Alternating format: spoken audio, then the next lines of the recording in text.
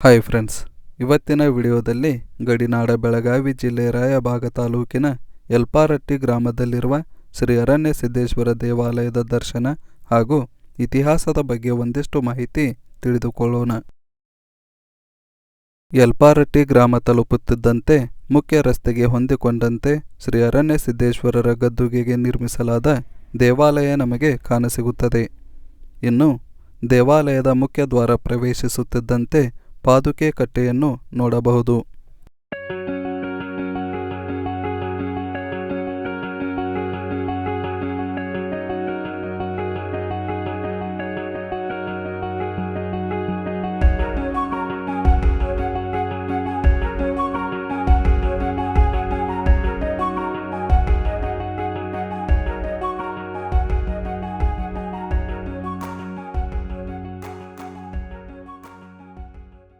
ಈ ಪಾದುಕೆ ಕಟ್ಟೆಗೆ ನಮಸ್ಕರಿಸಿ ನಮ್ಮ ಕಷ್ಟಗಳನ್ನು ಶ್ರೀ ಸಿದ್ಧರ ಬಳಿ ಬೇಡಿಕೊಂಡರೆ ನಮ್ಮ ಕಷ್ಟಗಳೆಲ್ಲ ಪರಿಹಾರವಾಗುತ್ತವೆ ಎಂಬುದು ಭಕ್ತರ ನಂಬಿಕೆಯಾಗಿದೆ.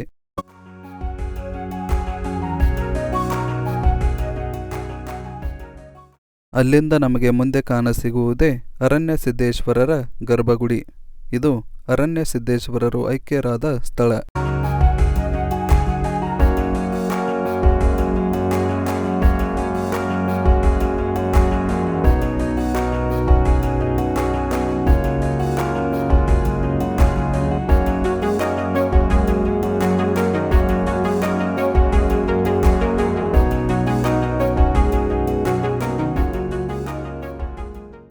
ಗರ್ಭಗುಡಿಯ ಪಕ್ಕದಲ್ಲಿ ನಮಗೆ ಕಾಣಸಿಗುವುದು ಪ್ರತಿ ವರ್ಷ ಜಾತ್ರೆಯಲ್ಲಿ ಅರಣ್ಯ ಸಿದ್ದೇಶ್ವರರ ಪಾಲುಕೆ ಮತ್ತು ಅವರ ಅಣ್ಣ ಮಲಕಾರಿ ಸಿದ್ದೇಶ್ವರರ ಪಾಲುಕೆಗಳು ಭೇಟಿಯಾಗುವಂತಹ ಸ್ಥಳ. ಇಲ್ಲಿ ಪಾಲುಕೆಗಳು ಸಂಧಿಸಿದ ನಂತರವಷ್ಟೇ ಅರಣ್ಯ ಸಿದ್ದೇಶ್ವರರ ಜಾತ್ರೆ ಆರಂಭವಾಗುತ್ತದೆ.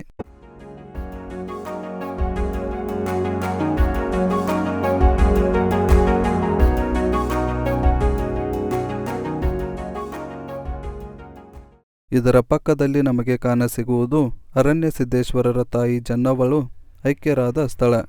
ಶ್ರೀ ಅರಣ್ಯ ಸಿದ್ದೇಶ್ವರರು ತಂದೆ ಹೊನ್ನಚೌಡಲ, ತಾಯಿ ಜನ್ನವಳ ಎರಡನೇ ಮಗನಾಗಿ ಕುರುಬ ಸಮುದಾಯದಲ್ಲಿ ಇಂದಿನ ಚಿಕ್ಕೋಡಿ ತಾಲೂಕಿನ ಕೆರೂರು ಗ್ರಾಮದಲ್ಲಿ ಜನಿಸಿದರು. ಜನನದ ಕಾಲಾವಧಿಯ ಬಗ್ಗೆ ಹಲವಾರು ಭಿನ್ನಾಭಿಪ್ರಾಯಗಳಿದ್ದು, ದ್ವಾಪರ ಯುಗದ ಅಂತ್ಯ, ಕಲಿಯುಗದ ಆರಂಭದಲ್ಲಿ ಇವರ ಜನನವಾಯಿತೆಂಬುದು ಸಹಸ್ರಾರು ಭಕ್ತರ ನಂಬಿಕೆಯಾಗಿದೆ. ಅರಣ್ಯ ಸಿದ್ದೇಶ್ವರರ ಮೂಲ ಹೆಸರು ಯಲ್ಲಣ್ಣ.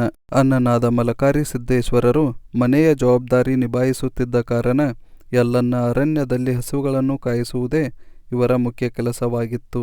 ಹೀಗೆ ಅರಣ್ಯದಲ್ಲಿ ಹಸುಗಳನ್ನು ಮೇಯಿಸುತ್ತಾ ಸಿದ್ಧಿ ಪಡೆದ ಇವರನ್ನು ಅರಣ್ಯ ಸಿದ್ದೇಶ್ವರರು ಎಂದು ಕರೆಯಲಾಯಿತು. ಇದು ಯಲ್ಲಣ್ಣನಾಗಿದ್ದವರು ಅರಣ್ಯ ಸಿದ್ಧರಾಗಿ ಬದಲಾದ ಇತಿಹಾಸ. ಹೀಗೆ ಅರಣ್ಯ ಸಿದ್ದೇಶ್ವರರು ಹಸುಗಳನ್ನು ಮೇಯಿಸುತ್ತಾ ಬಹುದೂರ ಹೋಗುವ ಸಂದರ್ಭ ಎದುರಾದಾಗ ತಾಯಿ ಜನ್ನವಳಿಗೆ ಅರವಳಿತನ ಮಾಡುತ್ತಿದ್ದ ಯಲ್ಲಣ್ಣನ ಬಗ್ಗೆ ಚಿಂತೆಯಾಗತೊಡಗಿತು. ಇದಕ್ಕೆ ಯಲ್ಲಣ್ಣನಾಗಿದ್ದ ಅರಣ್ಯ ಸಿದ್ದೇಶ್ವರರು ತಾಯಿಯನ್ನು ಸಮಾಧಾನಪಡಿಸಿ, ಪ್ರತಿದಿನ ನಮ್ಮ ಗೂಳಿಯ ಹೆಗಲ ಮೇಲೆ 2 ಬಿಂದಿಗೆ ಹಸುಗಳ ಹಾಲು ಕರೆದು ಕಳಿಸುತ್ತೇನೆ. ಆ ಹಾಲುಗಳು ಬಿಳಿ ಬಣ್ಣದಿಂದ ಯಾವಾಗ ರಕ್ತದ ಬಣ್ಣಕ್ಕೆ ಬದಲಾಗಿ ನಿಮಗೆ ತಲುಪುತ್ತವೆಯೋ ಆವಾಗ ನನಗೆ ಯಾವುದೋ ಒಂದು ಸಮಸ್ಯೆಯಾಗಿದೆ ಎಂದು ಭಾವಿಸಬೇಕೆಂದು ತಿಳಿಸುತ್ತಾರೆ. ಹೀಗೆ ಪ್ರತಿದಿನ ಗೂಳಿಯು ಹಸುಗಳ ಹಾಲನ್ನು ಮನೆಗೆ ಬಂದು ತಲುಪಿಸುತ್ತಿತ್ತು.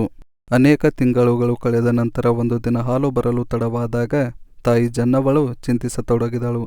ನನ್ನ ಮಗನಿಗೆ ಏನಾದರೂ ಸಮಸ್ಯೆಯಾಗಿರಬಹುದೆಂದು ತಿಳಿದು ಅರಣ್ಯ ಸಿದ್ದೇಶ್ವರರ ಅನುಯಾಯಿಯಾದಂತಹ ಮಾದಿಗ ಚೆನ್ನಯ್ಯರೊಂದಿಗೆ ಸೇರಿ ಅರಣ್ಯ ಸಿದ್ದೇಶ್ವರರನ್ನು ಹುಡುಕುತ್ತಾ ಹೋದರು. ಹೀಗಿರುವಾಗ ಈಗಿನ ಕಾಡಾಪುರ ಎಂಬಲ್ಲಿ ಅರಣ್ಯ ಸಿದ್ಧರು ಕಳುಹಿಸುತ್ತಿದ್ದ ಗೂಳಿಯು ನಿತ್ರಾಣ ಸ್ಥಿತಿಯಲ್ಲಿ ಇರುವುದನ್ನು ಕಂಡ ಜನ್ನವಳು ಗೂಳಿಯ ಹೆಗಲ ಮೇಲಿನ ಹಾಲನ್ನು ನೋಡಿದಾಗ ಆ ಹಾಲು ರಕ್ತದ ಬಣ್ಣಕ್ಕೆ ಬದಲಾಗಿತ್ತು. ಇದನ್ನು ಕಂಡ ತಾಯಿ ಜನ್ನವಳು ರೋಧಿಸತೊಡಗಿದರು. ಮುಂದೆ ಅರಣ್ಯ ಸಿದ್ಧರನ್ನು ಹುಡುಕುತ್ತಾ ಹೋದ ಸಂದರ್ಭದಲ್ಲಿ ತಾಯಿ ಜನ್ನವಳ ಪಾದದಿಂದ ರಕ್ತ ಸುರಿಯತೊಡಗಿತು. ಇದನ್ನು ಕಂಡ ಚೆನ್ನಯ್ಯ ಪುಣ್ಯಾತ್ಮರ ಕಾಲಲ್ಲಿ ರಕ್ತ ಬರಬಾರದೆಂದು ತನ್ನ ತೊಡೆಯ ಚರ್ಮದಿಂದ ಚೆನ್ನವಳಿಗೆ ಪಾದರಕ್ಷೆ ಮಾಡಿ ಕೊಟ್ಟನು. ಈ ಪರಂಪರೆಯಿಂದ ಮಾದಿಗ ಓಣಿಯಲ್ಲಿ ಚಮ್ಮಾಳಿಕೆಯಾದ ನಂತರವಷ್ಟೇ ಅರಣ್ಯ ಸಿದ್ದೇಶ್ವರರ ಜಾತ್ರೆ ಆರಂಭವಾಗುತ್ತದೆ. ಮುಂದೆ ಮಾದಿಗ ಚೆನ್ನಯ್ಯ ಮತ್ತು ಜನ್ನವಳು ಇಂದಿನ ರಾಯಬಾಗ ತಾಲೂಕಿನ ಯಲ್ಪಾರಟ್ಟಿ ಗ್ರಾಮಕ್ಕೆ ಬಂದಾಗ ಅಲ್ಲಿ ಆಲಕನೂರು ಕರಿಸಿದ್ದರಿಗೆ ಮತ್ತು ಅರಣ್ಯ ಸಿದ್ಧರಿಗೆ ಜಗಳವಾಗಿ ಅರಣ್ಯ ಸಿದ್ಧರು ಮರಣ ಹೊಂದಿರುವುದನ್ನು ನೋಡಿದರು. ಈ ವಿಷಯ ತಿಳಿದ ತಂದೆ ಹೊನ್ನಚೌಡಲ ಮತ್ತು ಅನ್ನಮಲಕಾರಿ ಸಿದ್ಧ ಮತ್ತು ಕುಟುಂಬ ಸದಸ್ಯರು ಸೇರಿ ಅರಣ್ಯ ಸಿದ್ದೇಶ್ವರರು ಮರಣ ಹೊಂದಿದ ಇಂದಿನ ಯಲ್ಪಾರಟ್ಟಿ ಗ್ರಾಮದಲ್ಲಿಯೇ ಅಂತ್ಯಕ್ರಿಯೆ ನೆರವೇರಿಸಿದರು. ಮುಂದೆ ಅನ್ನಮಲಕಾರಿ ಸಿದ್ದೇಶ್ವರರು ತಮ್ಮನಾದ ಅರಣ್ಯ ಸಿದ್ದೇಶ್ವರರ ಪುಣ್ಯತಿಥಿ ನೆರವೇರಿಸಲು ಪ್ರತಿ ವರ್ಷ ಅರಣ್ಯ ಸಿದ್ದೇಶ್ವರರ ಗದ್ದುಗೆಗೆ ಬರತೊಡಗಿದರು. ಈ ಪರಂಪರೆ ಇಂದು ಮಲಕಾರಿ ಸಿದ್ದೇಶ್ವರರ ಪಾಲುಕೆ ಅರಣ್ಯ ಸಿದ್ದೇಶ್ವರರ ಪಾಲುಕೆಗೆ ಭೇಟಿಯಾದ ನಂತರವಷ್ಟೇ ಜಾತ್ರೆ ಆರಂಭವಾಗುವುದನ್ನು ನಾವಿಂದು ನೋಡಬಹುದು. ಈ ದೇವಸ್ಥಾನ ಬೆಳಗಾವಿ ಜಿಲ್ಲೆಯ ರಾಯಬಾಗ ತಾಲೂಕಿನ ಯಲ್ಪಾರಟ್ಟಿ ಗ್ರಾಮದಲ್ಲಿದ್ದು, ಬೆಳಗಾವಿಯಿಂದ 122 ಕಿಲೋಮೀಟರ್, ರಾಯಬಾಗದಿಂದ 25 ಕಿಲೋಮೀಟರ್, ವಿಜಯಪುರದಿಂದ 97 ಕಿಲೋಮೀಟರ್, ಬಾಗಲಕೋಟೆಯಿಂದ 109 ಕಿಲೋಮೀಟರ್ ದೂರದಲ್ಲಿದೆ. ಇದಿಷ್ಟು ಅರಣ್ಯ ಸಿದ್ದೇಶ್ವರರ ದೇವಾಲಯದ ದರ್ಶನ ಮತ್ತು ಚರಿತ್ರೆ. ಮುಂದಿನ ವಿಡಿಯೋದಲ್ಲಿ ಮತ್ತೆ ಸಿಗೋಣ. ಧನ್ಯವಾದಗಳು.